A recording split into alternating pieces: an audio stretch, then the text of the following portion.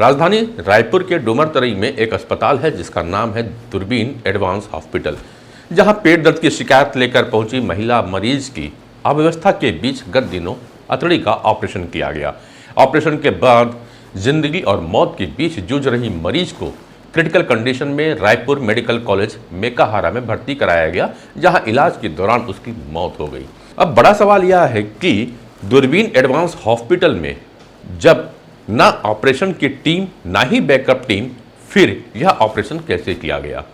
Hospital के संचालक doctor कल्पना ने कहा कि ऑपरेशन के लिए हम दूसरे अस्पताल से टीम बुलाते हैं और इस ऑपरेशन के लिए भी दूसरे अस्पताल से टीम बुलाई गई थी। हम 2021 से हॉस्पिटल चला रहे हैं, हॉस्पिटल की मान्यता भी है।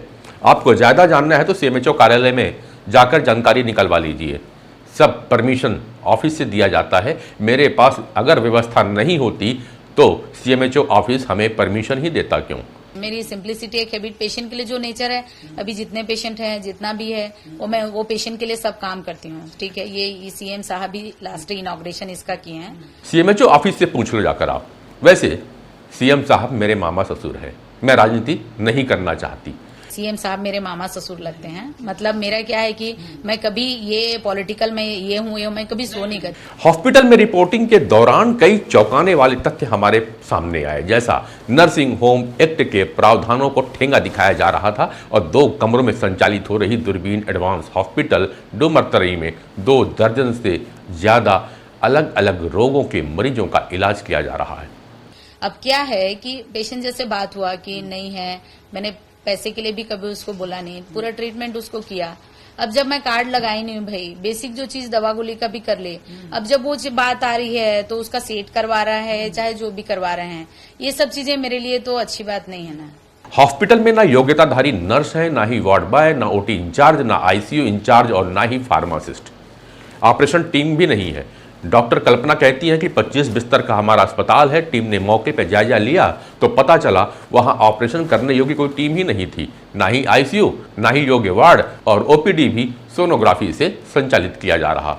एक हॉल में 5 बेड लगाया गया है, बाकी 2 रूम लॉक पाए गए, जो नर्सिंग होम एक्ट के पैमाने से बिल्कुल अलग है।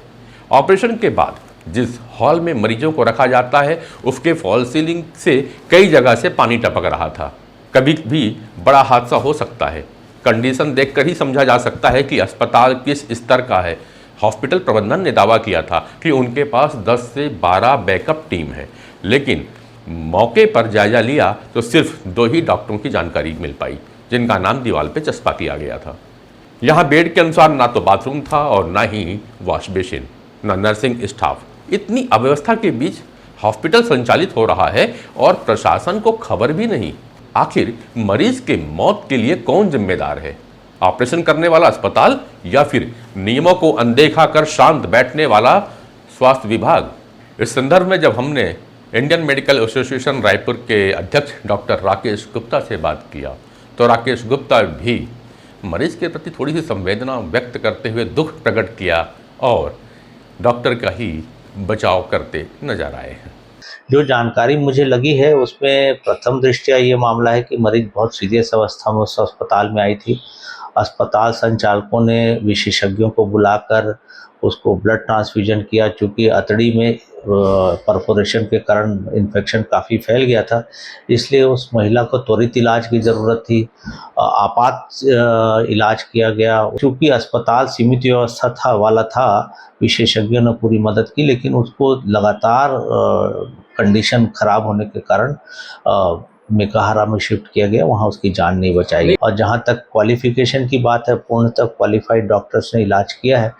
देखिए, मुख्य चिकित्सा अधिकारी ने प्रकरण को जांच के लिए लिया है और वहाँ से कागजात भी सारे केस रिकॉर्ड लिए हैं। मुझे लगता है कि 1-2 दिन में उसकी रिपोर्ट आ जाएगी। मैं ये नहीं कहता कि वहाँ पर कोई गलती नहीं है, लेकिन उन्होंने जो परिस्थिति उपलब्ध थी उसमें पूरा इलाज करने की कोशिश की। इलाज में किसी प्रकार की लापरवाही बरती गई होगी तो मुझे लगता है कि मुख्य चिकित्सा अधिकारी उसमें नोटिस जारी करके स्पष्टीकरण मांगेंगे। इस मामले में मुख्य जिला चिकित्सा अधिकारी डॉक्टर मिथिलेश चौधरी ने कहा कि टीम बनाकर इस मामले की जांच की जाएगी। रिपोर्ट के अनुसार आगे की कार्रवाई होगी।